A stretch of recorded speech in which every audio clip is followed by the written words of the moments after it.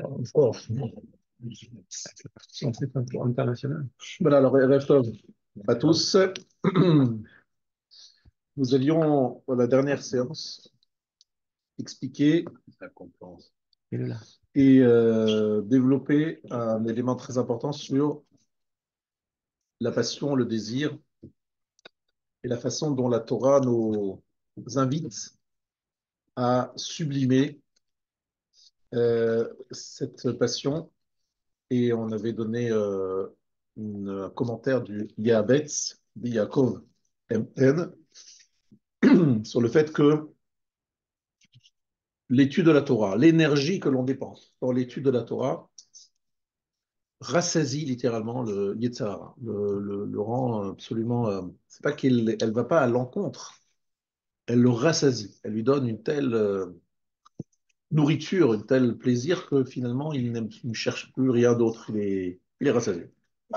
Je voulais, en complément d'abord à ce qui a été dit, vous faire lecture d'une Gemara dans Kiddushin, Daf Lamed Amud Tanu Rabanan, Vesamtem et Varayele, Asher Anochim et Tzavecha Hayom, Alevaver. On connaît. Je vous rappelle que c'est un pasouk dans le Kriyat Shema, deuxième chapitre. Vesamtem, vous placerez. Commentaire de la Gemara. Le mot Samtem, qui veut dire placer, Sima, la soum, c'est un verbe ici qui est conjugué. Il faut pouvoir le couper en deux. Sam, Tam. Sam, Tam. Alors, Sam, Tam, c'est pas un cri de guerre sioux. C'est vrai que ça a l'air bizarre comme ça. C'est deux mots qui veulent dire quelque chose. Nimshela Torah, Kesam Chaim. La Torah est comparée à un onguent de vie. Bon, on va expliquer, soyez patients, 2 minutes, on va expliquer à travers la métaphore. Machal et Adam, donc c'est une métaphore. Adam, Sheika et Beno, Maka Gdola. Un homme a frappé son fils, il a donné un grand coup. Et une plaie est apparue. Viniach Loretia al Makato. Et il lui a placé un bandage sur la plaie. Amarlo Beni, il lui a dit, mon fils, Kolzman Shareti Azu al Makatra, Echol Mashanatra, Shete Mashanatra, Urechotz Ben Bechamin, Ben Betsonen. Tant que ce bandage est sur toi, c'est un cataplasme plutôt, tu peux manger ce que tu veux, qui te fait plaisir, bois ce que tu as envie, lave-toi, que ce soit avec de l'eau chaude ou avec de l'eau froide, ve'en ata mityare, et ne crains rien. Ve'im ata ma'avira, mais si tu l'enlèves, ari ma'ala numi, elle va faire apparaître une la plaie. Non, mais pas la plaie, une plaie qui commence à Oui. exactement. Il y a des microbes qui vont pouvoir s'installer là-bas et c'est extrêmement dangereux parce qu'il n'y a plus cette Le bandage. protection. Car Hakadosh Baruch Hu amar lahem Israël, ainsi Dieu a dit à Israël, Banaï, barati Yetzirara, barati lo Torah Tavlin. J'ai créé le Yetzirara, j'ai créé la Torah qui est Tavlin. Littéralement, Tavlin, c'est Des épices, non? des épices. Ve'im atem oskim la Torah, en atem nitzarim beyado. Si vous étudiez la Torah, vous ne serez pas livrés dans sa main, dans la main du Yetzirara.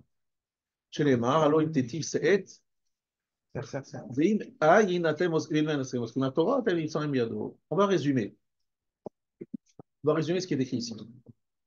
Ce qui est écrit ici, c'est que littéralement, l'homme à sa naissance a une plaie ouverte. Une plaie ouverte.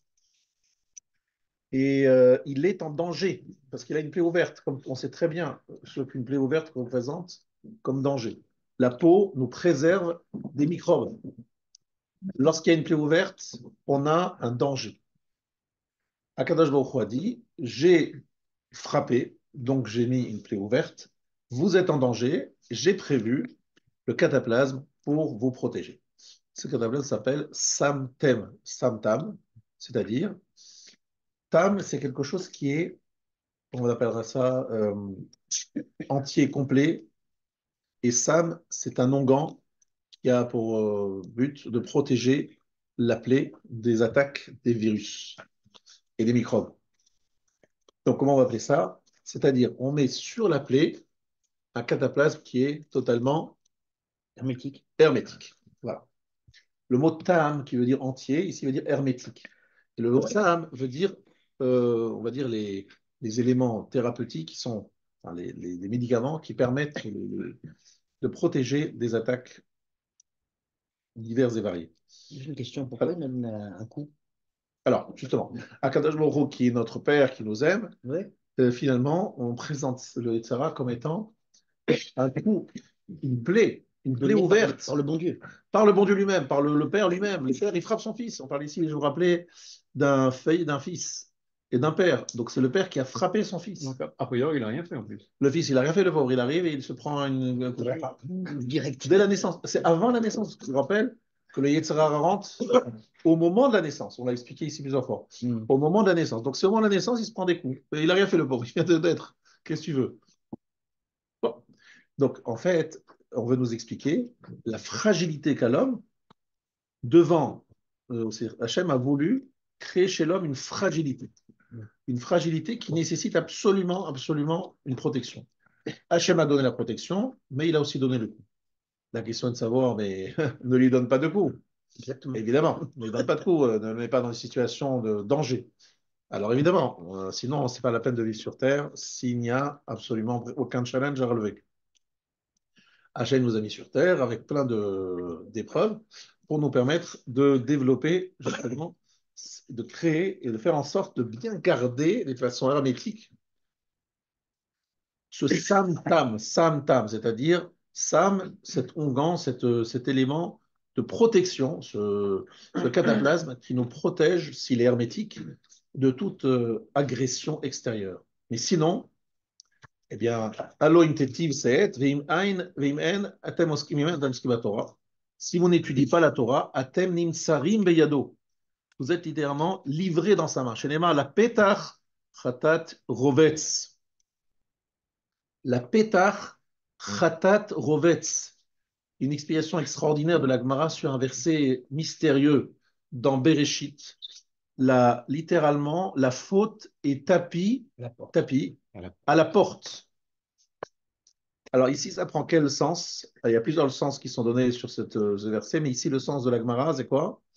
La petach chatat rovetz, il y a devant la porte, c'est-à-dire devant l'ouverture, devant la plaie, les microbes qui veulent pénétrer. Et ça, c'est la parabole. Le nimshal, ça veut dire quoi? C'est que l'homme, il est tout le temps proche de la faute. Il est cerné. Il est cerné par les microbes, c'est-à-dire les dangers spirituels, qui sont nombreux, et il est tout le temps en train de devoir se protéger. Pour se protéger, il a ce qu'il faut, il a le matériel, hein, il n'est pas complètement perdu, non, il n'est pas livré à lui-même, il a le matériel, mais ce matériel exige un travail. Imtetiv se'et, il faut d'abord s'améliorer. Et le Rashi nous dit, Imtetiv lekartov, la Torah est appelée lekartov, un bon achat, quelque chose, un achat important. C'est titnase alitzrecha. Tu vas prendre le dessus sur ton état. Voilà ce que nous dit ici la Gemara. Et je saute quelques lignes. La Gemara dit combien Akadosh Baruch Hu nécessaire doit nous aider, même si nous prenons en main. Ça ne suffit pas. Il faut qu'Hachem intervienne. Il m'allait Akadosh Baruch Hu ozro en lacholo. Les textes qu'Akadosh Baruch Hu l'aide, il n'aurait pas pu le maîtriser. Tanat Berabi Ishmael Beni, Impaga Becha Menuvalze. Alors, mon fils, si tu as rencontré, Paga Becha, c'est que tu l'as rencontré, mais c'est jamais une rencontre, on va dire, sympathique. Paga Becha, Pegia, c'est. Si en fait, donc c'est quelqu'un qui sort du Beth Midrash, par exemple, Il a agressé. et qu'il est agressé. Il est agressé parce qu'il a, par exemple, vu une femme très belle, et il se dit, tiens, ça serait bien si je pouvais lui courir après. Alors, donc là, le Yetzirah l'a agressé en lui présentant une femme et en réveillant en lui le désir, malheureusement, totalement déplacé. Que fait-il? Comment réagir dans ces cas-là? Paga becha menouvalze. On l'appelle ce voyou, ce sale type. Menouval, c'est un sale type. Pas mieux que ça. C'est un voyou. Eh bien, Moshreu le Beth Midrash. Tire-le au Beth Midrash. Retourne vite au Beth Midrash. Mais amène le Yetzirah avec toi au Beth Midrash. Imeven ou nimoach. Si c'est de la pierre, il va fondre. Imbarzel ou mitpotset. Si c'est s'il est en fer, il va exploser. Et la Gemara apporte des preuves là-dessus. Ça veut dire quoi? Qu'en fait, la Torah représente. Alors c'est intéressant. Pourquoi l'amener avec lui? Mais oh non, laisse-le dehors. Quand tu veux l'amener avec toi. Le Betamidrash, pourquoi tu l'amènes au Betamidrash? Laisse-le dehors. Laisse-le à la porte. Au contraire. Moi, je comprends les choses comme ça. Moi, je dis, là, Yetzirah est là. Non, Yetzirah, il est rentré en moi. Ça y est. Je pense à elle, je pense à elle, je pense à elle. Je suis Omnubilé. Obsédé. obsédé. Obsédé par cette femme. Je vais au Beth Midrash et j'amène ça au Beth Midrash. Mais le Beth Midrash, c'est pas sa place, c'est pas le moment ici. La Torah a une capacité à tout simplement soit faire exploser, soit faire fondre. C'est deux terminologies qui ont un sens, qui ont une explication. Pourquoi ces deux expressions? Quel est le commentaire, un des commentaires les plus puissants de la Gemara? C'est le Maharsha. Donc, qu'est-ce que dit le Maharsha là-dessus? Le Maharsha nous dit qu'il y a effectivement deux parties dans l'homme, son corps et son âme. Et là, effectivement, si son âme s'est salie, alors, je vous lis exactement ce qu'il dit. Euh, donc, Moshreu le Beth Midrash, amène-le au Beth Midrash, le Makom Torah, un lieu de Torah, chez où est Tavlin et Yetzara, qui est l'épice pour Yetzara. Im evenu mitzadaguf chomer, ou nimoir que chomer à l'aider à Torah. Si c'est de la pierre du côté de son corps, il ressemble à la pierre, et la matérialité, eh bien, il va fondre. Im barzel ou l'artio mitzad koach haneshama, si c'est même la neshama qui a participé, il va fonder, mitpotsetz alédé Torah. C'est quoi la neshama? C'est-à-dire qu'en fait, il y a en lui quelque chose qui lui dit non, non, non, c'est quelque chose de. Alors, je reprends un peu l'histoire de la femme, mais une avera qui me paraît être une mitzvah. La neshama me porte, en fait, j'ai l'impression que je suis porté par les forces positives de ma personnalité. Que je pense, c'est pas mon corps qui a envie, bon, c'est ça, c'est le côté, je parlais de l'histoire de la femme, donc c'est le corps. Mais la neshama qui me porte, alors là, c'est dangereux, parce que la neshama me fait croire, en tout cas, j'ai l'impression que ça vient de la neshama. C'est le corps. C'est le corps, mais la neshama se présente comme neshama. C'est-à-dire, je dis, mitzvah, gedola, de faire une marloquet, deshem shamaim. Ben, elle n'est pas marloquet deshem shamaim du tout, mais il te dit, non, c'est une grande mitzvah de dire du lachonara, de l'attaquer ce monsieur parce qu'il est dangereux pour la Torah. Bref, une belle avéra, mais qui n'est pas motivée par le corps, c'est-à-dire par la passion charnelle, mais qui est motivée par un principe, shem shamaim, c'est ce qu'on appelle la neshama. C'est comme ça que je comprends le marcha. Hein. Mais in fine, c'est quand même la langue qui va le faire. Non, c'est le corps. C'est le corps qui va le faire, mais attention, je ne parle pas avec une femme, là, c'est qu'il s'agit Pour la shonara. ouais. Il y a de la shonara, il y a marloquette, il y a frappé, il y a des machins. Bon, il y a toutes sortes de choses qui peuvent arriver. Je donne un exemple, il y en a 100 000 des exemples où c'est l'aneshama, on a l'impression que c'est quelque chose d'important ce qu'on va faire. Et il nous dit, ça effectivement, il faut utiliser la Torah également pour démystifier cette soi-disant motivation élevée, etc. Ça, c'est les deux expressions utilisées. Barzel, le fer, ou Even, la pierre. Ou mitpotset al à Torah. Veze shetima Torah la esh, mitzat koach haneshama. Parce que le fer, il faut utiliser le feu. Le feu, qu'est-ce qu'il fait? Il va faire fondre le fer. Euh, si vous voulez, donc, et c'est pour ça qu'on nous parle de la neshama avec le feu. Le feu, c'est le koach Torah, la feu de la Torah, la puissance et la gdusha de la Torah qui va me permettre de voir la vérité et d'éviter une chute. Donc là, je pense que vous avez tous bien compris. Il y a ici, dans cette Gemara, un enseignement très important, je voulais le partager avec vous. Cette Gemara, elle est complétée par une Gemara dans Baba Batra, page 16, dans laquelle Iov dit on est tous, euh, on est tous anoussim, c'est-à-dire nous ne sommes pas responsables, nous sommes un cas de force majeure, nous ne sommes pas capables de faire des choix libres. Pourquoi? Parce qu'on a les Yetzirah en nous. Les Yetzirah en nous nous fait fauter quelque part. On n'a pas le choix. On doit fauter quelque part. On est comme ça. On est des êtres humains avec des faiblesses, avec des attirances. C'est comme ça. On est comme ça. Donc il disait, Iov, à un moment avec ses amis, il discutait. Finalement, Hachem, il a fait des vaches avec les sabots fendus, il a fait des chiens avec des grandes oreilles, enfin des lapins avec des grandes oreilles, il a fait l'homme avec, avec un défaut qui s'appelle Etzara, donc il faut, c'est normal, et ce que je vous dis, c'est comme ça. En clair, c'est une fatalité. Et il a voulu rendre patour tout le monde en disant, mais on est tous dispensés de la punition parce que on n'a pas le libre arbitre. Il a voulu contester la notion de libre arbitre. Iov, il discute avec ses copains. Non, chas v'shalom. Finalement, ils arrivent à une conclusion que c'est faux. Ils disent non, non, non, c'est Gemara dans Baba Batra, page 16. 16a. Tetzaïn Amoud Aleph. Elle dit là-bas la chose suivante. Non, parce qu'en fait, on a Torah Tavlin. On a la Torah pour maîtriser notre état. Donc on n'est pas à nous, on n'est pas dans un cas de force majeure. On peut résister, mais effectivement, on ne peut pas y résister sans la Torah. C'est l'étude de la Torah qui nous permet de résister et de tenir tête. Sans cela, on est désarmé. Les goyim, ils sont admissibles. Pardon? C'est-à-dire que tous les autres goyim, ils sont admissibles. Oui, ça veut dire qu'en fait, un goy a une certaine façon, jusqu'à un certain mois, il a un cas de Anos, mais il n'a pas non plus le même Yetzara que nous. Il faut savoir que le juif, on dit de lui, lorsqu'il monte, il monte très haut, et lorsqu'il descend, il descend très bas, mais plus bas que les goyim. Et pourquoi? Parce qu'en fait, à Kadosh Baruch Hu crée toujours un équilibre, tu vois. Donc, comme on a beaucoup de mitzvot à faire, on a une neshama avec beaucoup d'énergie, mais on a aussi Yetzirah qui est en conséquence. Voilà. Et donc, lui, il a moins, mais donc il a les éléments pour. Le Yetzirah du juif, il est plus fort que celui du goy. Ouais, beaucoup plus.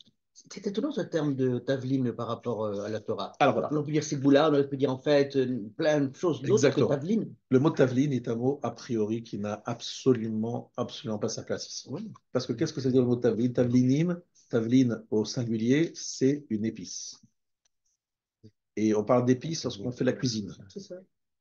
Et pourquoi est-ce qu'on met des épices? Parce que sinon Ouais, c'est n'a pas de saveur. fade Oui. et ça donne envie de manger. Donc quel rapport y a-t-il entre la saveur qu'apportent les bonnes épices? Contre les Il y a une relation directe, ça excite l'envie, de la même façon. Justement, c'est Alors ça. justement, alors, le problème c'est comme ça. C'est C'est que j'ai créé les Tahara et j'écris la Torah. C'est la Torah qui est établie. Ah, ouais. C'est ça l'histoire. Ah oui, c'est horrible. Voilà. Le mot c'est la Torah Ah, qui est ouais. établie. C'est quoi Torah établie? C'est que la Torah est une épice par rapport aux Tahara. Donc ça va. Qu'elle va l'exister davantage. C'est ça, c'est étonnant. Exactement. C'est étonnant. Et donc la réponse Rabotai, elle est extraordinaire. C'est qu'en fait, effectivement, l'épice, elle sert, elle est pas. La nourriture, c'est la nourriture. Mais qu'est-ce qui nous permet d'avaler, de manger et d'être mangé avec appétit? Salivé.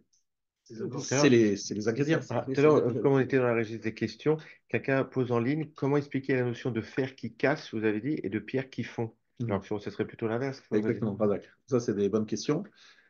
Donc, on va répondre une après l'autre. Donc, d'abord, Pour revenir sur Tavlin, le Ouais. lien entre le fait que ça donne du goût par rapport au fait que ça permet de se défendre contre les terrains. exactement. Alors, pour répondre à cette question, effectivement, il y a plusieurs moyens de répondre.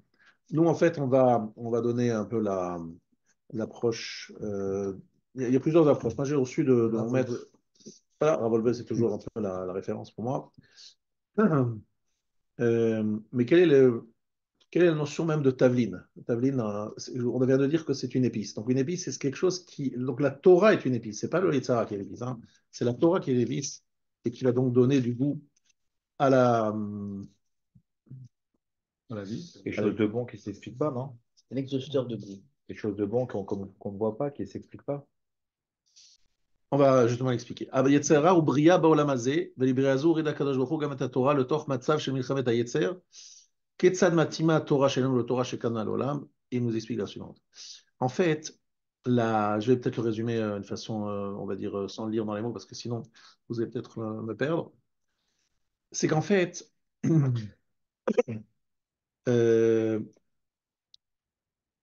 Mamtika et Yetzer Kach, Sheuna Sekoach Chiyuvi Ba'adam. Donc, les mots du Rav sont le tavlin, c'est quoi? C'est donc, on a dit, une épice, c'est ce qui rend la nourriture appétissante.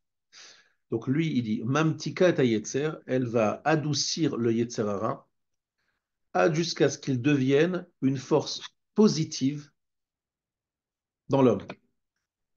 Et il apporte une preuve d'un Zohar Kadosh.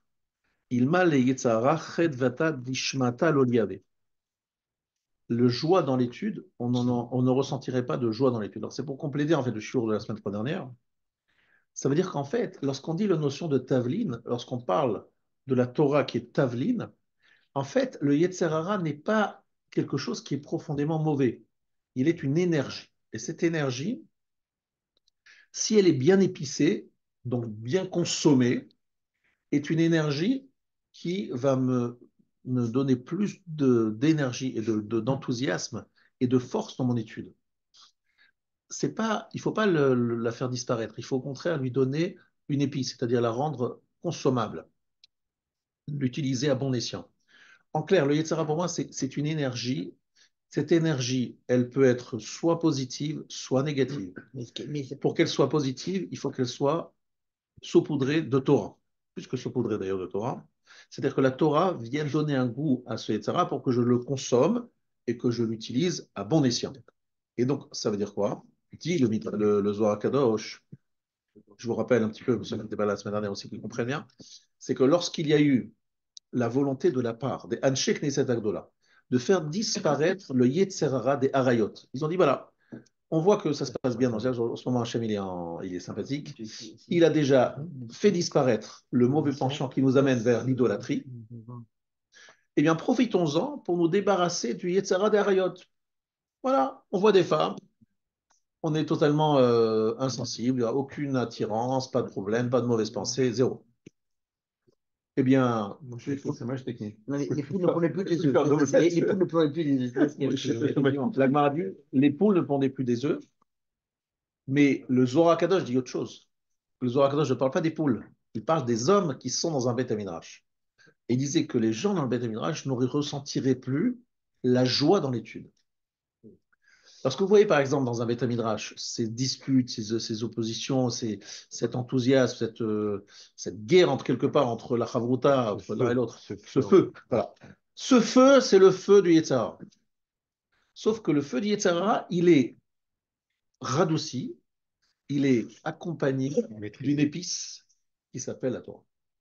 Et ça devient consommable, ça devient agréable, ça devient sympathique. Un juif qui n'a pas la possibilité, qui ne ressent pas cette douceur de la Torah, il a un autre moyen de se battre contre la Yetzirah, c'est Mishnah dans Pirkei Avot qui le dit, il s'abrutit dans le travail. Et lorsqu'il s'abrutit dans le travail, il oublie la faute, il n'a pas le temps de fauter parce qu'il est tellement occupé avec son travail, donc il n'a pas le temps. Mais s'il n'a ni l'un ni l'autre, ni il travaille, ni il étudie la Torah, ben, il est en danger, très grand danger. Parce que là, il est attiré par toutes sortes de choses. Mais lorsqu'il étudie la Torah, c'est pas qu'il a tué les Yetzirah, c'est pas qu'il oublie les Yetzirah, c'est qu'il utilise le Yetzirah à bon escient, en mettant l'épice qui lui permet de l'utiliser. Donc je reprends le Zohar HaKadosh. Lorsqu'ils ont voulu faire disparaître le Yetzirah des Harayot, que s'est-il passé? Il n'y avait plus d'enthousiasme dans l'étude. Il n'y avait plus la chedva d'ishmateta. Shmateta, c'est l'étude. Et chedva, c'est un des signes qui veut dire la joie, la jubilation, je dirais même la jubilation de l'étude. Mais Peut-être même plus l'intérêt de l'étude. Parce qu'au départ, si Alors, vous reprenez votre. Alors, c'est intellectuel. On aurait pu imaginer qu'il resterait l'intérêt intellectuel. Donc, je donne toujours cette image. Ça serait devenu la Bibliothèque nationale. C'est ça? Le silence, on étudie, on s'intéresse, c'est intellectuellement intéressant, mais sans y mettre ses tripes. moi, je comprends Sans pas plus que de nécessité, surtout. lorsqu'on dit que dans le Olam Haba, on va être en fait en train d'étudier si on a mérité, on sera à la table en fait de Sadikim, et qu'en fait, dès qu'il y aura des malachim, alors il n'y a plus de Serara, alors personne ne va vouloir étudier. Ben, Chazak, c'est aussi une bonne question. Et la réponse, c'est que lorsqu'on va étudier dans le Olam Haemet, effectivement, il n'y aura plus des Sahara, c'est vrai, mais il y aura autre chose que tu n'as pas ici. C'est-à-dire, tu n'as plus de corps. Comme il n'y a plus de corps, le corps correspond, est en fait un, une sorte d'écran, un écran. Lorsqu'il n'y a que la Neshama avec un peu quelque chose de ta personnalité, elle est attirée par la Kadosh Baruch Hu, comme un aimant est attiré par. Voilà. C'est ça qu'il faut comprendre, c'est que lorsqu'on est avec notre corps, il faut utiliser le Yetzirah avec l'épice qui est celle de la Torah pour te donner une envie à avancer dans l'étude. Si tu n'es plus dans ce Olam, il y a plus de problème. Ok, D'accord? d'accord. Maintenant, Rabotai, si vous avez bien compris, Il y a une autre question là-bas. Nous préserver du Yetzirah s'il nous sert. Question de alors justement, le faire. Ah ouais, Akadosh Baruch Hu nous a pas mis le Yetzer Hara comme ça, pour rien, par hasard. Il nous l'a mis pour être une force positive et constructive. De la même façon que lorsqu'il s'agit d'avoir des enfants, on a besoin du Yetzer Hara pour nous motiver à nous marier, parce que sinon personne ne se marierait. On se dirait, attendez, on va se prendre des galères. Donc, alors, personne ne se marierait. Coupe l'enregistrement. Non, c'est du best-of, ça rentre dans le best-of. On le vend à la fin de l'année. Non, après, c'est. Comme diraient certains, le mariage, c'est quoi? C'est une forteresse. Ceux qui sont à l'extérieur, il va y rentrer, et ceux qui sont à l'intérieur, ils vont en sortir. Hop, L'amour est ça, la aveugle, chose. le mariage rend aveugle. Voilà. Mon Dieu. C'est aussi un moyen de, comme disait Lucky Luke, il disait, la meilleure façon, le mariage, c'est quoi? Se résoudre à deux des problèmes qu'on n'aurait jamais eu si on avait été tout seul. Voilà. Bon, quelques petits mots sympathiques pour détendre l'atmosphère. En tout cas, En fait, le Yetzirah, c'est une force. Et après, c'est à nous de savoir si on va. voilà. Le problème, c'est qu'il s'appelle Yetzer Hara. Tu vois ce que c'est le problème? C'est que le mot Ra est un mot qui trompe. Il dit, si c'est Ra, c'est mauvais. Donc si c'est mauvais, quoi, c'est tout. Il faut le faire disparaître. Il faut que ça. Faut comme le Hamas, il faut l'effacer. Non, le Yetzer Hara n'est Ra que s'il est utilisé pour le mal, justement. Mais sinon, il est fondamentalement un malach, un ange, et donc il y a une force positive et qui nous donne plus un surplus d'intérêt. Non, il est rare parce que effectivement, ce n'est que en le sublimant avec l'étude de la Torah que tu vas pouvoir vraiment l'utiliser à bon escient. Mais sinon, très vite, il se détourne de toi. C'est que si par exemple tu arrêtes d'étudier un moment, le Yetzer Hara t'amène vite vers le mal et très très vite parce que justement, je vous donne juste un exemple que j'ai vu, c'est dingue parce que le shiur que je vous donne, ça peut être théorique, mais je vous raconte ce qui s'est passé à la yeshiva il y a de cela 40 ans. Il y a 40 ans, j'étais à la yeshiva de Kol Torah, une discussion avec quelqu'un, un élève de la yeshiva, il me dit, moi j'ai un gros problème le vendredi soir. Je lui dis, qu'est-ce qui se passe le vendredi soir? Il dit, le vendredi soir, on est fatigué, on a beaucoup mangé, etc. J'ai des mauvaises pensées, je pense à des femmes, et je suis très, très... Je parle d'un garçon qui était très, très sérieux dans son étude, et un des meilleurs de la yeshiva. Il m'a dit, comme le vendredi soir, j'étudie pas, eh bien, les mauvaises pensées m'assaillent et je sais plus comment faire. Par contre, le reste de la semaine, comme je suis à fond dans ma sugia, ben, je le sens très bien, j'ai pas de problème, je suis pas du tout agressé. Voilà ce que je suis en train de vous dire. Il est là. Et non seulement ça, on s'est rendu compte que souvent, les Bachurim les plus attirés par la sexualité, ils étaient les meilleurs élèves de l'Yeshiva. Et c'est ça le secret même du bar mitzvah. Le bar mitzvah, on le met devant un Sefer Torah, parce qu'en fait, on lui dit maintenant, c'est le début de la puberté, soit tu vas vers la Torah, soit tu vas aller. Voilà, donc il faut que tu choisisses la Torah. Et puis après, tu choisiras, tu te marieras aussi, mais quelque part, il y a une source très très forte. Et j'ai des fois géré des problèmes de Shalom Bayit avec des femmes qui me disaient mon mari est insupportable. Je lui dis voilà, envoyez-le-moi étudier le soir. Alors des fois, les femmes elles disent non, restez à la maison. Je dis, non, vous allez gagner, vous allez voir, vous allez gagner. Donc elle me l'envoie le soir. Je lui dis voilà, on va étudier une soubia, tu vas rentrer dedans. Je parle il y a quelques années au Vitaminage. Et elle m'a dit merci, merci. Voilà, mon camarade, il s'est calmé, il ne m'embête plus, il ne me casse plus les pieds. Il est beaucoup plus calme parce qu'il a mis son énergie dans la Torah. Après, il a dit, je suis allé étudier, puis il ne venait pas étudier. Non, non, on a travaillé ensemble, de concert. Ils sont malins, ces barbus. Hein. Voilà. Non, non, mais justement, c'est ça que je veux dire. C'est que la Torah nous révèle tout simplement, c'est ça que je voudrais que vous compreniez. C'est que la force du limud à Torah, de la Torah, c'est quoi? C'est que nous avons des informations absolument exclusives de la part du constructeur. Vous savez, lorsque vous avez acheté un appareil dans une grande surface, et on vous dit mode d'emploi, et puis après, vous avez même quelqu'un qui vous dit, attends, moi je le sais, moi je connais cet appareil, je le connais par cœur. Voilà comment vous allez l'utiliser au mieux. Voilà les secrets, les astuces voilà, pour l'utiliser au mieux. Akadosh Baruch Hu nous a dit, je vous livre un truc complexe, ça s'appelle le corps humain avec le psychologie, bref, tout ce qui est un être humain. C'est très complexe. Un être humain, c'est ultra complexe. Je vous donne le mode d'emploi.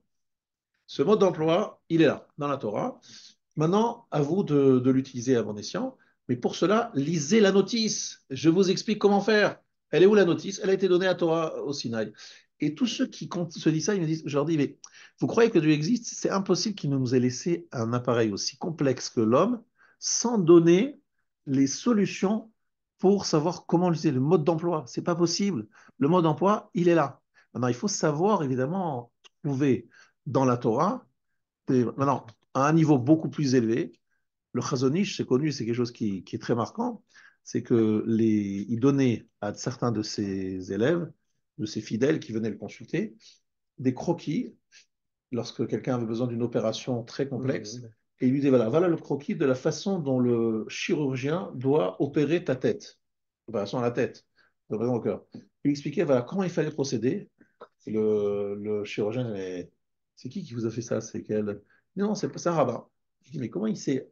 Il expliquait qu'en fait, en étudiant certains passages de Gemara, il avait compris la façon dont fonctionne le corps humain, et donc il donnait au médecin le moyen de. Alors je dis bien, ça c'est pas le commun des mortels, c'est assez exceptionnel. Mais ça veut dire qu'en vérité, si on savait étudier la Torah, on saurait même comment l'utiliser, même, je parle pas seulement au niveau psychique et psychologique, etc., même au niveau de notre de la biologie, Métabolisme. de le métabolisme du corps humain. C'est incroyable. Et c'est ça qui est extraordinaire. Donc, ce que je vous dis ici, c'est très intéressant parce que je le vois en plus avec les années. Je le vois même dans la pratique, je le vois dans mon exercice de rave. Les gens qui ont cette joie dans l'étude, ils sont des gens qui sont plus apaisés, moins agressifs, plus, on va dire, et avec une sexualité beaucoup plus, on va dire raisonnable Maîtrisé. et maîtrisée que ceux qui l'ont pas. Voilà. Je vous le dis, c'est une expérience sur le terrain. Et tout ça, on l'a vu avec le Rav ici, il l'a écrit dans son livre, j'ai entendu aussi de sa bouche. Et, Briat hara immi pil'e haboré. La création du mal, ça fait partie des choses extraordinaires qu'a fait le Créateur. Et Briat ha Torah tavlin imufla bechiflaim. Au contraire, cette partie-là qui paraît, où il y a un vide, un vacuum du Créateur, se transforme en quelque chose qui devient l'élément qui est Mechaber, qui nous relie à Hachem. C'est extraordinaire dans ça. Et en fait, tout ça, c'est décrit dans une lettre, incroyable, une lettre que vous dites tous les jours, Ve'ahavta et Hachem Elokecha b'chol levavcha. On aurait dû dire b'chol libra, parce que lève, c'est le cœur. Libra, c'est ton cœur. Pourquoi c'est écrit levavcha, deux bêtes? Parce qu'en fait, on veut nous dire qu'il y a dans le cœur deux parties. Effectivement, il y a le ventricule droit et le ventricule gauche. Mais il y a aussi Yetzeratov et Yetzerara. Et sers Hachem avec ton Yetzerara. C'est quoi servir Hachem avec son Yetzerara, le deuxième bête?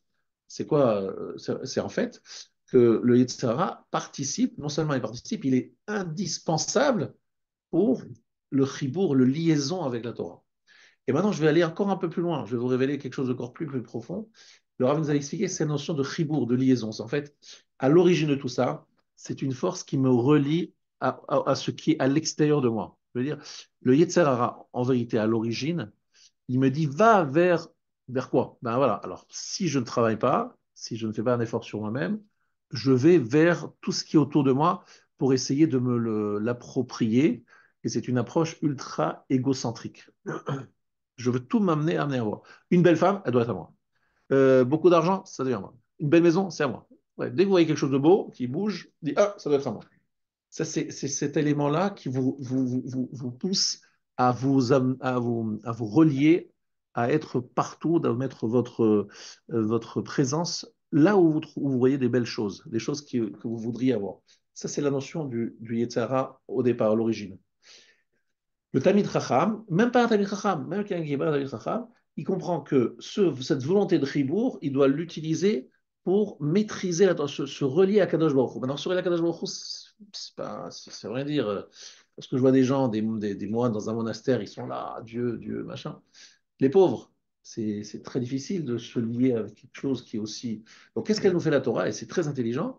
Elle nous fait étudier des situations, tout le temps des situations très concrètes, en disant, bon, qu'est-ce que Hachem il pense là-dessus? Qu'est-ce que. Alors, on disait, c'est un Rav, un tel qui s'appelle comme ça, l'autre Rav il dit autrement. Mais en vérité, qu'est-ce que dit Akadosh Baruch Hu sur telle situation? Donc, on revisite les situations humaines, des réalités humaines, en nous donnant l'approche de la Torah là-dessus. Donc, c'est des choses concrètes, des choses dans lesquelles l'homme peut vraiment s'investir, des choses, c'est une certaine, c'est assez cartésien, et ça nous permet de nous relier au monde extérieur, mais d'une façon apaisée. Vous voyez ce que je veux dire?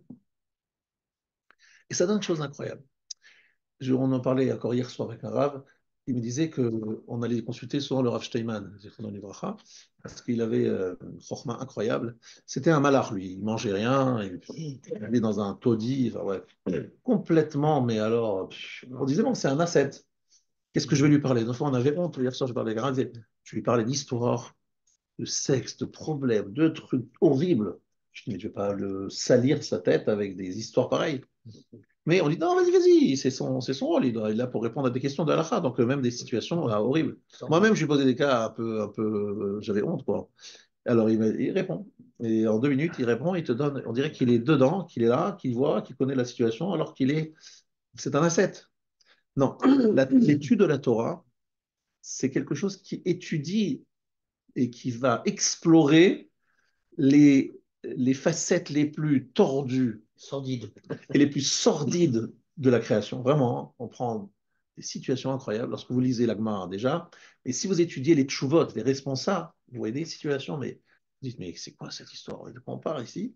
Et vous explorez ça avec la Kedusha de la Torah.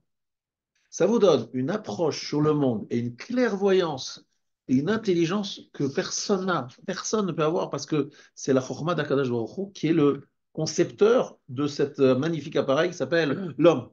Et donc il vous dit voilà comment il faut réagir. Donc si vous êtes un bon talmudiste, vous êtes très ancré dans ce monde. C'est ça le sod de Yaakov Ishtam Yoshev Walim qui est Roet Sulam. Le secret du Sulam, c'est-à-dire l'échelle. Ben Gurion, il a dit une phrase, il faut lui dire merci. Il y a une phrase dans laquelle il faut lui dire Chazak. Cette phrase, c'est lorsqu'il est sorti du Chazonish, de la visite avec le Chazonish. Vous lui demandez qu'est-ce que vous avez ressenti en visitant le Chazonish.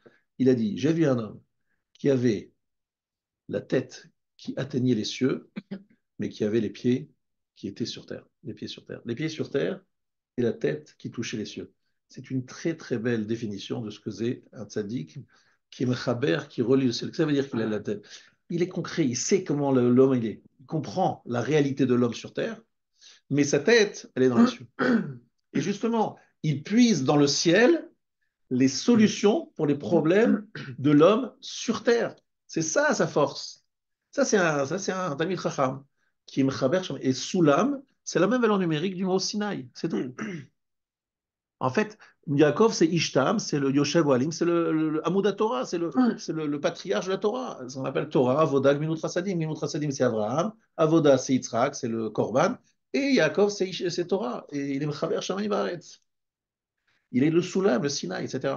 Et ça, c'est la force de Yaakov. Mais une des choses extraordinaires qu'on arrive à trouver dans la Torah, c'est que le Yetzer Hara qui nous amène aux pires choses les plus terribles, ce même Yetzer Hara nous amène à un lien avec la Torah incroyable. Et donc, c'est ce qui apaise l'homme, qui le rassasie, qui lui donne la possibilité d'avoir une vie apaisée et en même temps de joie, de simcha. Elle lui donne la simcha, parce qu'il est mitraber, parce qu'il se relie à quelque chose. Sachez qu'au fond des choses, je ne sais pas si vous me comprenez, à quel point vous comprenez, parce que c'est quelque chose que vous devez peut-être écouter et croire, mais sans vraiment le ressentir. Ce qui donne à l'homme la joie dans la vie, c'est le chibour avec quelque chose qui est à l'extérieur de lui. Alors, soit il cherche ça dans le sexe et il ne trouve pas à la fin une satisfaction totale parce qu'il est toujours jamais rassasié. Soit il sait associer la relation avec sa femme et celle de la Torah, et là il est rassasié parce que la Torah, c'est un chibour avec Hachem à travers la Torah qui donne une joie incroyable. Mais c'est vrai que c'est difficile à imaginer, mais je vous dis exactement ce qui se passe sur le terrain. Et tout ça, c'est la Torah qui nous le révèle. Et la notion de Tavlin est magnifique. Tavlin, c'est le contraire. Ce qui me donne les moyens de consommer, d'utiliser mon Yetzirah et de le rendre appétissant, le sublime. D'accord? Ça, c'est en fait un complément de ce qu'on a dit la semaine dernière. Mais c'est vrai, je voudrais répondre aux autres questions qui ont été posées en lisant cette Gemara dans Kiddushin, Gemara qui n'est pas facile. Quelle est cette notion de fer, d'eau, d'eau, on n'a pas parlé, mais Pierre. de pierre. Je me rappelle que c'est Daf Lamed, hein, c'est la page 30, c'est une page. Pierre qui casse. Perspicace. Pierre qui casse et pierre qui fond. C'est Tosot qui demande. Théma, de akra mashma patish mefotset sela au meshabro. C'est plutôt marteau. le marteau qui fait exploser la roche et qui la casse. Après, il demande. Alors là-dessus, il dit la chose suivante. Alors, kod varay kaesh, ou que patish mefotset sela, sheaesh mefa à barzel, la patish mefotset et sela. Donc, ce que je vous ai donné comme explication, c'est l'explication de la girsa du Rashbam, qui dit que le feu, littéralement, mefa à barzel, c'est-à-dire elle va faire fondre le métal, le fer. Apatish mefotset, c'est assez là. Et le marteau va faire exploser la roche. Alors, je vais vous expliquer ce que ça veut dire. C'est extraordinaire aussi cette métaphore. Le feu et le marteau. Pourquoi le feu et le marteau? Pour parler de la Torah. Le feu et le marteau. Alors, le feu, ce qui est particulier au feu, c'est évidemment une image que je disais qui est l'enthousiasme, n'est-ce pas? Alors, cet enthousiasme fait quoi? Me fait fondre, va faire fondre quelque chose. Lorsqu'il y a, on a vu avec le 11 septembre quelque chose d'incroyable. Le 11 septembre, il faut réaliser ce qu'on a vu. On a vu des énormes bâtisses avec je sais pas combien d'épaisseur au niveau du béton de ces tours. C'est du fer et du béton. C'est du fer et du béton. C'est extrêmement solide, les deux Twin Towers. Mais il y avait une telle chaleur. Le feu était tellement puissant, et je crois qu'ils se sont même trompés, les pompiers. Ils pensaient que ça allait pas s'effondrer, donc ils montaient dans les escaliers en pensant qu'ils allaient peut-être sauver des gens, mais ils ne sont pas imaginés que ça pouvait s'effondrer comme un château de cartes. C'est incroyable. En tout cas, là, on a vu que le feu faisait fondre même une tour avec autant de résistance que ce mélange entre le fer, le béton, etc. C'est incroyable. Le feu fait fondre. Alors, c'est quoi la Torah qui est comparée au feu? Vous savez que souvent, lorsqu'il y a une Arnasat Torah, Sefer Torah, je rappelle les mots du Ramchal dans Sefer Derech Etzachaim qui dit que la Torah est toujours écrite en noir pour rappeler les braises. Parce que la Torah, si on la voit comme ça, oui, c'est du noir, noir sur du blanc. Voilà. Et dans le chasse, pourtant, le chasse, franchement, on pourrait commencer à se dire, bon, on va faire quelque chose d'un petit peu plus fun. Une couleur violette, après un peu du vert, puis après du rouge de fuchsia, des milieux. On fait quelque chose de sympathique, là. Regardez, c'est pas... C'est très... C'est aride. C'est aride, ouais, il n'y a rien. Il y a du noir et du blanc.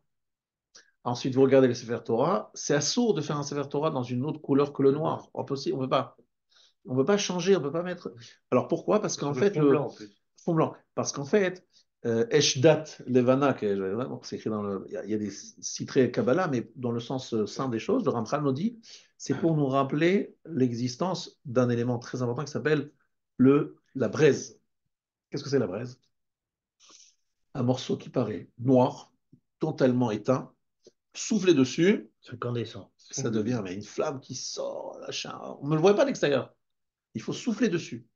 Ainsi, les paroles de Torah, parce qu'on les regarde comme ça, de loin, de froideur, ça a l'air complètement éteint.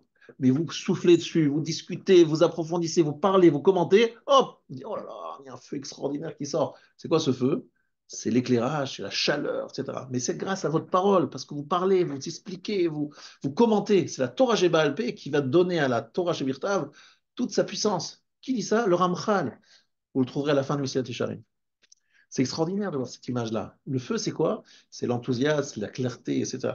Tout ça, la Torah le donne si on sait la commenter et l'approfondir. Ça, c'est sûr. On est d'accord? Il y a des conditions. Donc, ce feu-là, il a la capacité de faire fondre. De faire fondre quoi? Quelque chose aussi solide que le fer. Que représente le fer? Le fer, c'est quelque chose qui, effectivement, fait penser plutôt à un élément de guerre, L'orgueil, non? non, non, non. Le fer est toujours, rappelle-toi, on n'a pas le droit d'utiliser le fer pour découper les pierres du verre. Chamir. Il faut prendre le fameux chamir. Et à la création.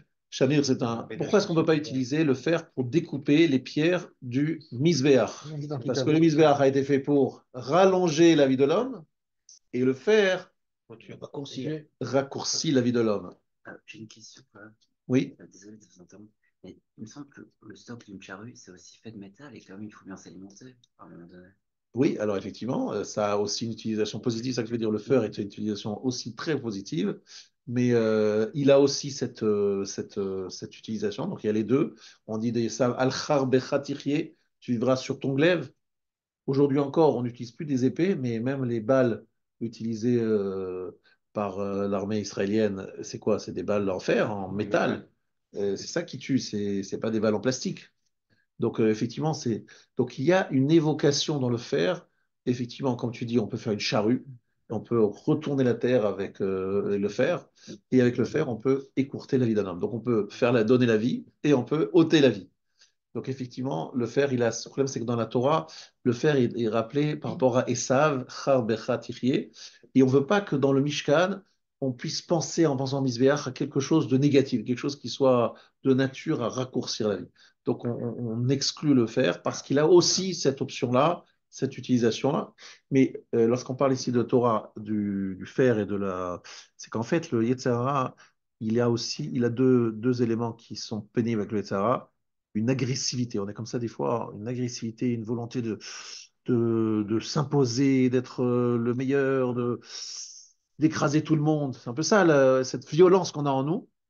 Le feu de la Torah, eh bien, dirige cette violence et le canalise dans le domaine de la Torah. J'utilise ma violence. Des fois, je sais que des fois, les femmes des fois assistent à une discussion entre leur mari et une chavruta, elles ont peur. Qu'est-ce qui se passe? Il y a un problème. Elles s'engueulent, elles viennent, elles disent il faut faire, on peut dire quelque chose. Il n'y a pas de souci. Pas de souci, on se dispute sur la commentaire d'un texte, on est restés amis. Mais la Torah nous dit dans ma cote, la Gemara dit dans ma cote, au départ, on est comme des ennemis, puis après, on fait la paix. En fait, c'est une bataille, le Shem Shamaim. Mais c'est vrai qu'à un moment, il y a cette violence qui apparaît, mais qui est complètement canalisée dans le domaine de Machloket et Shem Shamaim.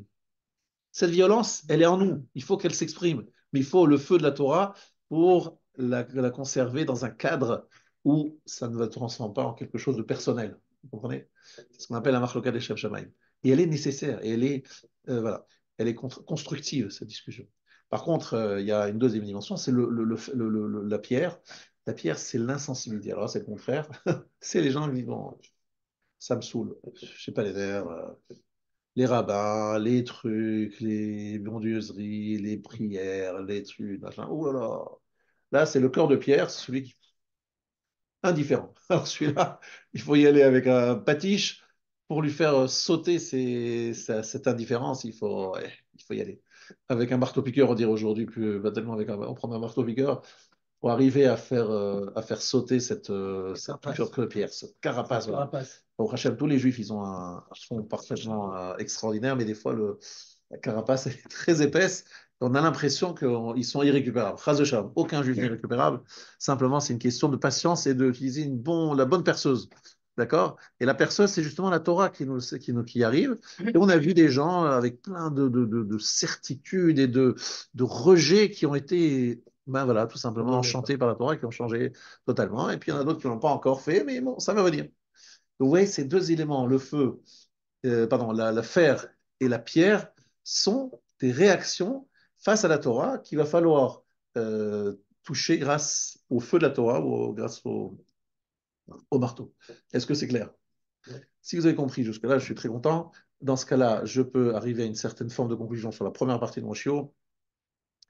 Paga becha menouval ze. Si tu rencontres ce menouval, il y a ici un commentaire du Rav Dessler. Le Rav Dessler, dans Mirtam Eliyahu, la page 89 du premier volume. J'ai envie d'ailleurs lire ce livre qui est traduit en français, je vous rappelle.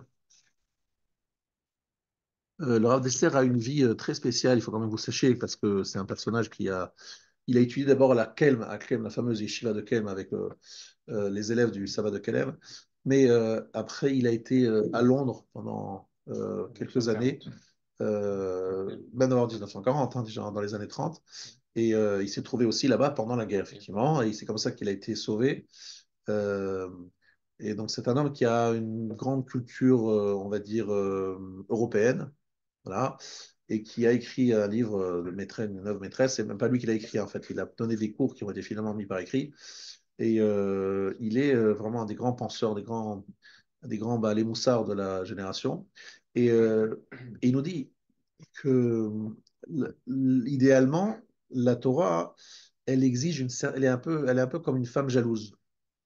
Comme une femme jalouse, elle a beaucoup de mal à accepter une concurrence. Et donc, il nous parle de Essek HaTorah. Essek HaTorah, c'est vraiment quelque chose qui me prend. Prenons un exemple très simple, quelqu'un qui a foncé dans des chefs d'entreprise qui sont dans leur travail, à fond dans leur travail. Vous connaissez, vous avez très bien, vous en avez vu, c'est sûr, peut-être vous-même, vous êtes pris comme ça par le travail, c'est toute la journée, dès que vous êtes vous arrêtez 2 minutes, vous pensez, alors bon, attention, vous êtes Occupé. préoccupé, Absorbé. H24 Essaye. par votre travail. Pas une seconde, vous êtes, vous pensez, c'est souvent les gens qui sont des chefs d'entreprise. Je pense que des dentistes, c'est pas comme ça, euh, mais je pense que des chefs d'entreprise, c'est vraiment H24, quoi. Ils se lèvent, ils se dorment, ils se couchent. Ils ont ça dans la tête. Les grands, les grands maîtres de Torah que j'ai connus, c'était ce type d'étude. C'est une étude dans laquelle ils mettaient toute leur énergie, quoi. C'était tout le temps. Laura, par exemple, Rav Wolbe toujours nous disait, vous fermez le livre, ne fermez pas la tête. Il fallait qu'on continue à penser. Et les grands sujets de la yeshiva, c'est de nous faire penser à Torah, en Torah, même en dehors des temps d'études. Que ça devienne notre vraie préoccupation, quoi. Comment j'ai compris la soukia? Est-ce que je suis dedans? Je révise, machin. Que ça devienne, voilà. Ça, c'est idéalement et c'est ce qui nous protège du Yetzer Hara à 100%. Parce que ce qu'on appelle samtav, c'est-à-dire quelque chose qui est hermétique, c'est-à-dire c'est tout le temps là, ça ne bouge pas. Vous voyez, la Torah, elle met à ses côtés. Lorsqu'on est dans le monde du travail, c'est ça qui est très intéressant qui est dit ici, quelqu'un qui est dans le monde du travail, il n'est pas dedans, il est aussi dans d'autres choses.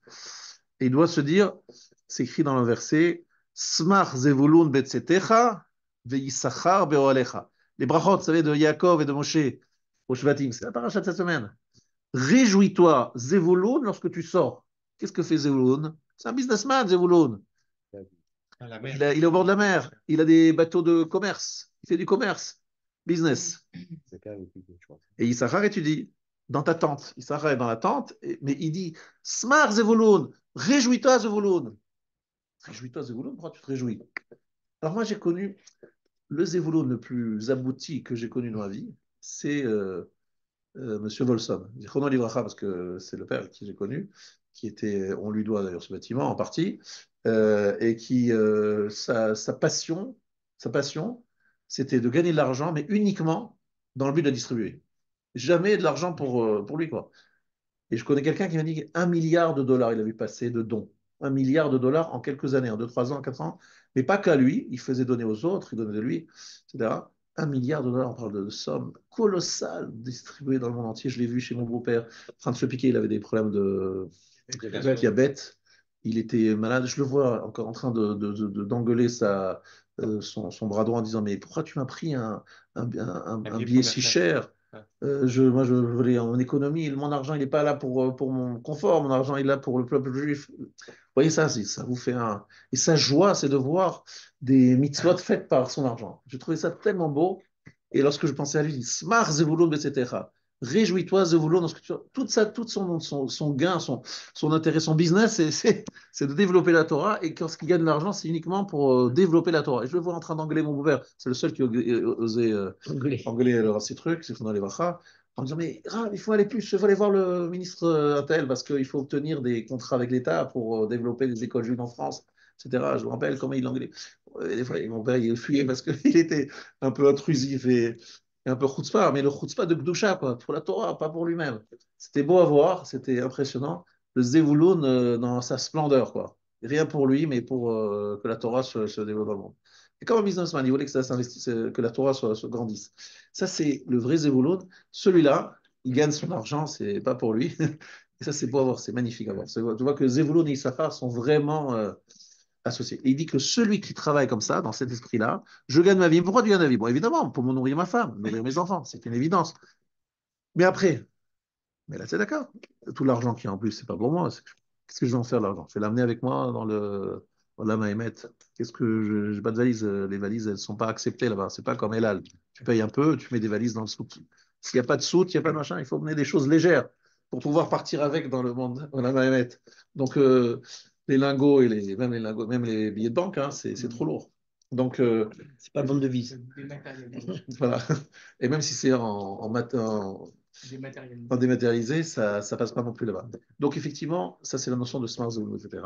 Donc, il dit celui qui a la Torah au centre de sa vie, même s'il gagne sa vie, etc., lui aussi, il est protégé. C'est pour ça qu'il y a une halakha très extraordinaire qui dit les choses suivantes.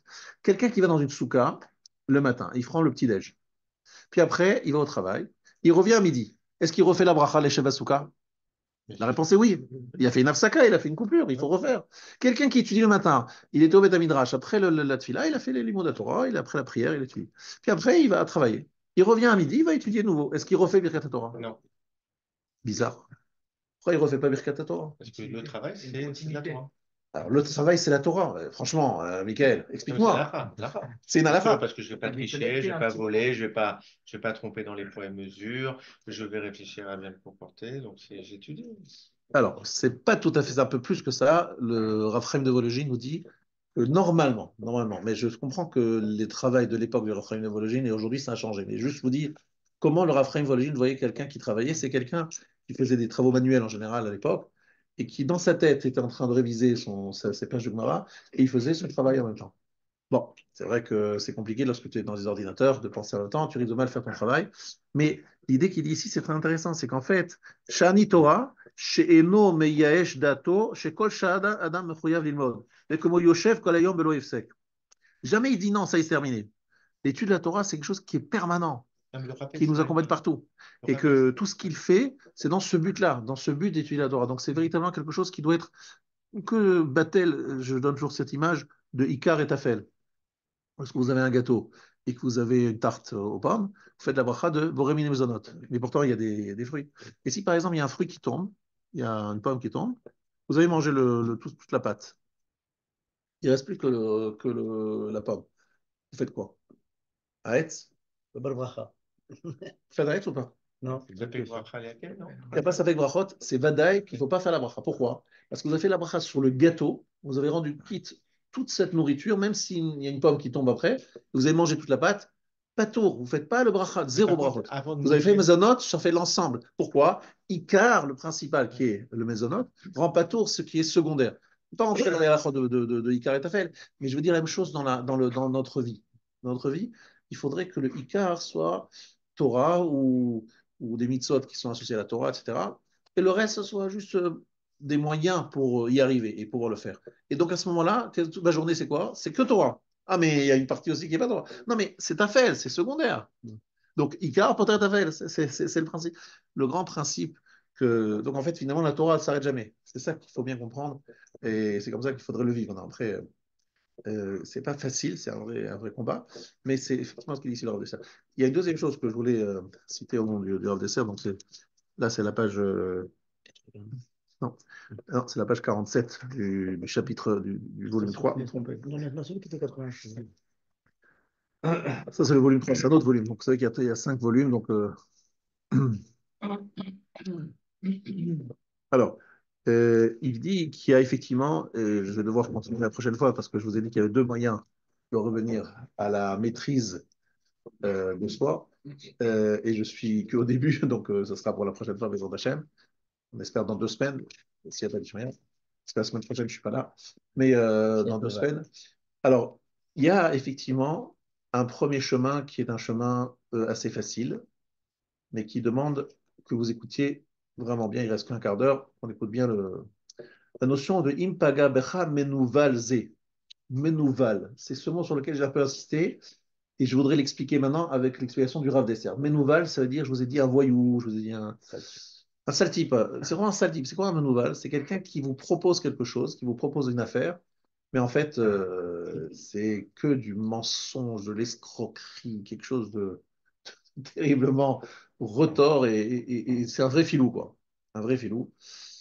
Et le Yetzer Hara, un moyen de le démystifier, c'est finalement d'analyser ce que moi je vois aujourd'hui d'une façon tellement évidente. Mais c'est vrai que lorsqu'on est plus jeune, on a moins de mal, plus de mal à voir. Que finalement, lorsqu'on dit l'argent ne fait pas le bonheur, c'est une phrase qu'on dit comme ça. Mais aujourd'hui, mais je le vois, mais tellement je le vois. Et lorsqu'on parle entre rabbinim, On dit cette phrase. J'ai parlé encore à un rave important qui est dans cette région. Il m'a dit, je vois que le Shalom Bayit ne fait pas bon ménage avec l'argent. Déjà, par exemple, Shalom Bayit. Est-ce qu'on arrive à est-ce que les gens sont rassasiés, sont heureux d'avoir de l'argent? Non, lorsqu'ils ont de l'argent, ils sont souvent dans une course. Ils se disent, mais moi, mon copain, il a quand même gagné plus, et moi, je suis un misken, quoi. Je suis pas. Et puis lui, il a acheté une nouvelle modèle, moi, il faut que je puisse acheter un autre modèle de voiture plus performant. Puis après, lui, il a une marque Intel, etc. Donc, on rentre dans une logique totalement folle, dans laquelle finalement, on cherche à être rassasié, et on n'est jamais rassasié. Ce genre de réflexion, plus plein d'autres, il y a les citations ne manquent pas, font que ce que nous vend le Yetzara, c'est un Ménouval, c'est un sale type, c'est un escroc. Il nous fait croire que tu seras heureux lorsque tu auras ceci, acheté cela, tu auras gagné tant, etc. Tu n'es pas heureux, c'est pas ça qui apporte le bonheur. Il y a des gens très heureux qui ont très très peu, et il y a des gens qui ont beaucoup qui sont très malheureux, très très malheureux, je dirais même. Et je le vois en recevant certaines personnes, je dis, ils sont très malheureux, leur argent leur apporte zéro bonheur. Et souvent, je vais vous dire entre nous, j'en ai vu encore un, parce que je pensais ça il y a une semaine, l'argent, le travail pour lui, c'est un moyen de fuir sa maison. Il fuit chez lui, parce que chez lui, c'est une telle catastrophe il fuit en fait, il est tout le temps son travail. Il me dit soi-disant, il faut travailler, il faut travailler, il faut travailler, mais en fait, il fuit. C'est une fuite face à lui-même, et face à sa femme, et face à ses enfants, c'est une fuite. Donc je lui dis finalement, il a beaucoup d'argent, ce monsieur, mais il est très triste, très, très malheureux. Et finalement, cette notion de l'argent fait pas le bonheur, c'est vraiment. Mais c'est pas que l'argent, c'est tout ce qui nous vend les taras. Si j'ai un cavote, si les gens se lèvent devant moi, si les gens me font de cavote, je suis quelqu'un de bien. Tout ça, c'est n'importe quoi. Mais ça, il faut un vrai travail pour démystifier ce menouval. Alors, comment on le démystifie? Amène-le au Beth Midrash. Et au Beth Midrash, on va, on va enlever les masques, faire tomber les masques et voir véritablement la façon dont les Chachamim voient le monde et comment la Torah voit le monde, comment les choses sont. À travers cette démystification du Yetzirah, on peut effectivement arriver à être protégé. Mais pour cela, il faut l'amener au Beth Midrash, c'est-à-dire à travers les lunettes du Beth Midrash, la façon de regarder les choses du Beth Midrash. Et ça, c'est un travail qui n'est pas, qui n'est pas simple. Mais lorsque je vous parlais de Rav Steinman il y a quelques minutes, c'est exactement ce qu'on voyait chez lui. D'accord, chez lui, c'est-à-dire la notion, j'aime toujours, cette histoire, j'ai déjà raconté plusieurs fois, je vous la raconte encore une fois, c'est pas grave. Il y a deux histoires. En fait, c'est le regard du Beth Midrash, voilà, une différence. Un monsieur, une dame qui arrive chez le Rav. Les dames, elles étaient plutôt à l'extérieur. Il ne voyait pas les dames, mais elle a pu s'exprimer quand même. Elle a dit, voilà, mon mari et moi, on n'est pas d'accord sur l'achat de prochain modèle de voiture. On veut changer de voiture, on a les moyens, on fait de la tzedaka et tout ce qu'on verra. Et moi, je lui dis, on a les moyens de s'acheter le très beau modèle que veut acheter mon mari, mais je pense que ça va créer du haïnara, de la jalousie, de l'envie. Et le mari dit, oui, on a les moyens, et puis en plus, Dieu nous a donné la bracha, on donne aux autres, on fait de la tzedaka, on s'achèterait pas une belle voiture, ça fait envie. Souvent, les hommes, ils aiment bien les belles voitures, puissantes, comme ça, etc. Alors, le Rav, il fait genre, il comprend rien. Il dit, jalousie, voiture, les gens les gens vont vous envier d'avoir une nouvelle voiture. Ah oui, Rav, ils vont nous envier la voiture. Il dit quoi? Tu connais le chasse? Il lui demande ça au mari. Tu connais le chasse? On voit pas le rapport? Il dit non, je connais pas le chasse. Quelle marque de La, voiture?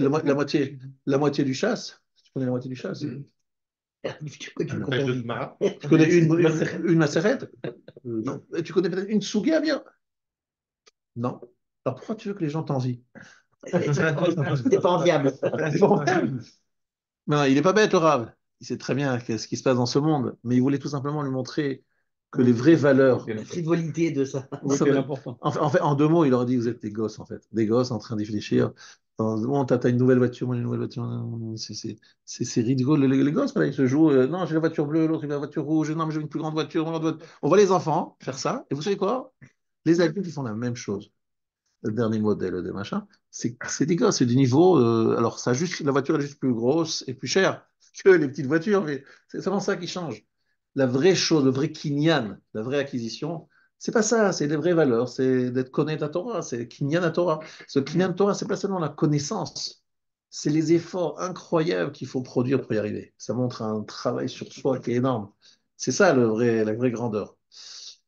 Donc, nous avons vous expliqué que le Menouval, c'est une façon c'est la démystification de ce que nous propose le Tzara pour finalement nous faire comprendre les vraies valeurs de la chose, de la vie. Maintenant, évidemment, il y a, La deuxième histoire. pardon? La deuxième histoire, j'ai une deuxième histoire. C'est beau de voir l'influence qu'a un homme, un grand homme. Il y a un couple, un jeune couple, qui rentre dans un magasin de meubles dans les environs de Bnei Brak, tu vois. Alors, c'est un jeune couple, donc ils discutent, le canapé. Elle veut un canapé un peu plus classe, et lui dit, bon, non, c'est pas la peine de mettre tellement d'argent dans le canapé. Même chose sur le fauteuil, même chose sur la table de salle à manger. Et puis, à la fin, il y a le mari qui dit à sa femme, écoute, Rav Steinman, il aurait acheté ce canapé là si cher? Alors le vendeur, il dit, c'est incroyable, hein, vous êtes la 10e couple aujourd'hui qui me fait cette remarque. Est-ce que le Rav Steinman, il aurait acheté ce canapé? En fait, vous vous rendez compte comment une personne qui vit dans la simplicité et que tout le monde voit et que tout le monde regarde comme étant une référence, il a une influence positive sur les gens. À tel point que Raphaël Kanevski, sa femme et lui ont refusé de s'offrir pendant des années, pas offrir, pas s'offrir, hein, c'est qu'on voulait leur offrir à eux un système d'air conditionné. Vous savez, quand Nebrask, c'est pénible, c'est très pénible. Et ils ne voulaient pas. Pourquoi? Parce qu'ils ont dit, si les gens voient chez nous, ça va créer une sorte de... Bon, vous savez, Rav Kanievski, il a acheté, donc nous aussi on va acheter. Ils ont pas, tout le monde n'a pas les moyens, hein, tout le monde ne peut pas. Ça va créer... Et puis, sur plein de détails, ils voulaient changer le four. Changer le four, mais elle utilisait le four pour faire des mitzvot incroyables. Mais non, si on a un nouveau four et les gens ils vont dire, les gens ils vont s'acheter, on veut pas, on veut rester dans la simplicité parce que quelque part, ils savaient quand les gens le regardaient, et ils voulaient pas créer cette, et en fait, c'est beau de voir comment une personne qui vit dans les vraies valeurs de la vie, elle influence et les gens finalement se rendent compte de ça. Et je voulais vous dire quelque chose. Depuis le 7 octobre, je sens que les gens, ils ont d'autres valeurs dans la vie. Ils comprennent que la vie, elle est un petit peu grandissante de la fragilité du monde. Ils se disent, le monde bouge en ce moment. Il bouge depuis le 7 octobre de façon incroyable. La fragilité de la vie, la fragilité de l'État d'Israël, la fragilité du juif dans le monde, la fragilité de chacun, ça donne d'autres valeurs dans le monde. On parle d'autres choses, on parle de choses beaucoup. Et même ces jeunes qui se battent sur le front, c'est des jeunes qui ont vécu avec des cuillères dorées, qui ont été gâtés toute leur vie, et puis ils arrivent à 18-20 ans dans des situations horribles, dans un truc incroyable qu'on n'a pas du tout imaginé, un truc terrible, terrible, terrible.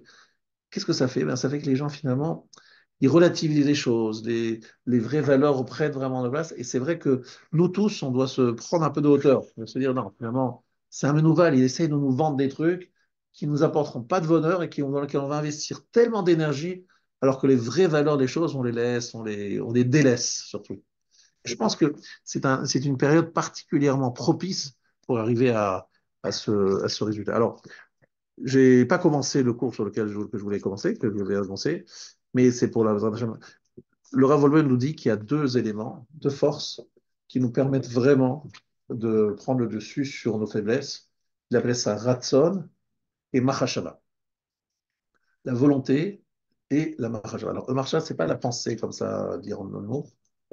Il appelle ça la Hitbonenut, la capacité de maîtriser une pensée et ça, c'est un sujet extrêmement intéressant et constructif. Comment développer sa volonté et comment développer sa capacité de concentration et de donner à notre cerveau, à notre réflexion, la primauté. Moi, je vais vous donner encore une histoire qui, pour moi, est toujours inimaginable. Alors, David Yosef nous a raconté sur son père, le Rav Yosef. Il a dit que son père devait subir une intervention très, très, très douloureuse. Mais bon, d'habitude, elle n'est pas douloureuse parce qu'on met l'anesthésie. Sauf que lui, il ne pouvait pas, pour des raisons de santé, supporter l'anesthésie. Donc, ils ont dit au fils, ils ont dit, écoutez, on va attacher votre père à la... Parce que, voilà, c'est des grosses souffrances. Et on vous demande juste de vous éloigner. Vous ne supporterez pas d'entendre les hurlements, les cris, etc. Mais c'est impossible. On ne peut pas faire autrement, on n'a pas le choix. Bon, alors ils disent au Rav, voilà, on va faire une opération, excusez-nous, on va devoir vous attacher, etc. Bon, il leur dit, bon, dites-moi, un quart d'heure avant de commencer, vous me prévenez. Bon, un quart d'heure avant, ils disent, voilà, Rav, on va commencer dans un quart d'heure, mais on ne peut pas mettre d'anesthésie, on s'excuse, pas de problème. Bon. Ils font l'opération, ils ne bougent pas. Et à la fin, il leur dit, vous commencez quand? Mais il vient de terminer. Mais vous avez fait quoi là? Non, je vous ai demandé un quart d'heure parce que j'ai pris un sujet, j'ai approfondi ce sujet, j'ai rien senti. J'ai rien senti. Wow. Ça veut dire la puissance. Et en fait, il y a un peu les hindous, ils essaient de faire ça, hein. Je ne sais pas si vous connaissez un peu le principe. C'est la capacité de rentrer dans une réflexion de telle puissance que quelque part, vous sortez de votre corps et vous ne ressentez pas les souffrances physiques. Et Rav Steinman, à 98 ans, ils lui ont fait une opération, vous êtes des dentistes, ils ont dû faire un travail au niveau de ses dents très très fort. Et lui, il a demandé, il avait le droit, hein, mais il a demandé de ne pas être anesthésié. Pourquoi? Je ne sais pas. Je sais juste une chose, c'est qu'il n'a rien senti, mais on n'a pas compris aussi pourquoi. La même chose, j'imagine. Mais je ne sais pas exactement le pourquoi, parce que c'est pas clair pourquoi il n'a pas voulu. Mais c'est pas agréable, je crois, lorsqu'on n'est pas anesthésié, lorsqu'on fait des choses. Pardon? Le dentaire, c'est une des douleurs les plus fortes. Des douleurs les plus fortes, Au ouais. niveau émotionnel. Et je connais la personne qui était à côté, il faudrait lui redemander pourquoi il n'a pas relevé. Ça pour vous expliquer que c'est la puissance de notre cerveau et notre capacité de concentration. Et j'en parle maintenant parce que je pense vraiment que c'est une des problématiques les plus importantes de notre génération où on est tellement sollicité qu'on a du mal à dominer cette. Alors je pense que ça vaut la peine de venir dans 2 semaines pour la suite de ce chiot. Voilà. Voilà, nous allons faire maintenant tu la permette. Donc, dans 2 semaines, on va apprendre à maîtriser J'espère. C'était En tout l'introduction. cas, on la va essayer. volonté et Ouais.